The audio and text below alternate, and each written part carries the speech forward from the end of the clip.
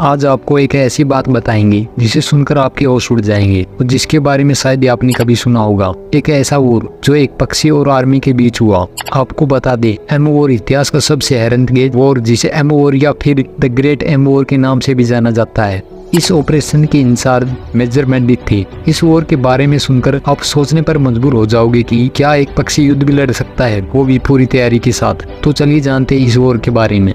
दरअसल हम जिस पक्षी के बारे में बात कर रहे हैं उसका नाम एम है और एक विशालकाय पक्षी है जिसे ऑस्ट्रेलिया का राष्ट्रीय पक्षी भी कहते हैं।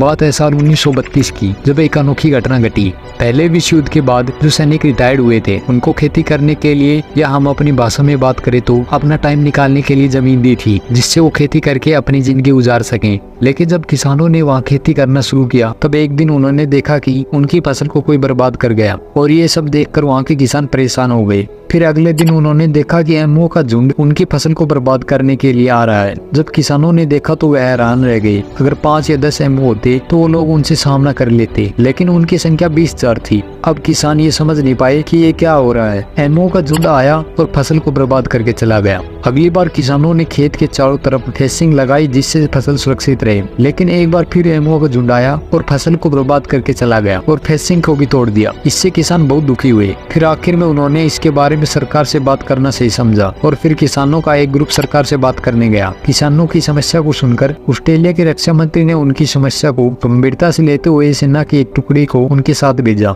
2 नवंबर 1932 का दिन था। सेना ने खेतों में जाकर अपना मोर्चा संभाला। उन्होंने देखा कि 50-60 एमओ का झुंड उनकी तरफ आ रहा है। जब उन्होंने उन पर फायरिंग के लिए निशाना लगाया तो एमओ ये समझ गए कि उन पर हमला होने वाला है और वह वापस तेजी से भाग गए और सेना की मशीन गन की रेंज से बाहर हो गए। ये सब देखकर सेना भी हैरान रह गई। फिर 2 दिन बाद 4 नवंबर 1932 को लगभग 1000 एमओ के झुंड ने फिर से हमला किया और जैसे ही सेना ने उन पर हमला करने की कोशिश की तो उनकी मशीन गन जाम हो गई और एमओ फिर मशीन गन की रेंज से बाहर हो गए। मगर फिर भी सेना ने 10-12 एमओ को मार गिराया, लेकिन एमओ इस हमले के बाद से काफी सतर्क हो गए थे। इस हमले के बाद एमओ ने अपने आप को छोटे छोटे ग्रुप में बांट लिया और हर एक ग्रुप में एक एमओ उनकी निगरानी का काम करता था, ताकि जब हमला हो तो वो अपने ग्रुप को अलर्ट कर सके हमले से बचने के लिए। इसके बाद से वो फिर से हमला करके फसल को बर्बाद करते रहे और जब उन्हें लगता कि उन पर हमला होने वाला है तो वो वहाँ से भाग जाते। और इस दौरान लगभग 25,000 राउंड फायर हुए जिसमें लगभग 50 एमओ को मार गिराया गया। इतनी मशक्कत के बाद सेना सिर्फ 20,000 एमओ में से सिर्फ 50 एमओ को ही मार पाई। फिर एक दिन इस लड़ाई की खबर मीडिया को लग गई और पूरे देश में यह बात फैल गई, जिससे चारों तरफ सरकार की बदनामी होने लगी। सरकार ने इससे बचने के लिए सेना को वापस बुला लिया। फिर सरकार ने किसानों की मदद के लिए सेना को दोबारा भेजा गया, लेकिन इस बार भी पक्षियों ने सेना को धूल चटा दी और आखिरकार एमओ ने सेना को हार मानने और वहां से जाने पर मजबूर कर दिया। सेना हार मानकर वापस चली गई। दोस्तों, आपको बता दें कि इस ऑपरेशन के इंचार्ज मेजर मेंडिक का कहना था कि अगर उनके पास एमओ की तरह एक बटालियन होती और गोली चला सकती तो वो दुनिया की किसी भी आर्मी का मुकाबला कर सकती थी।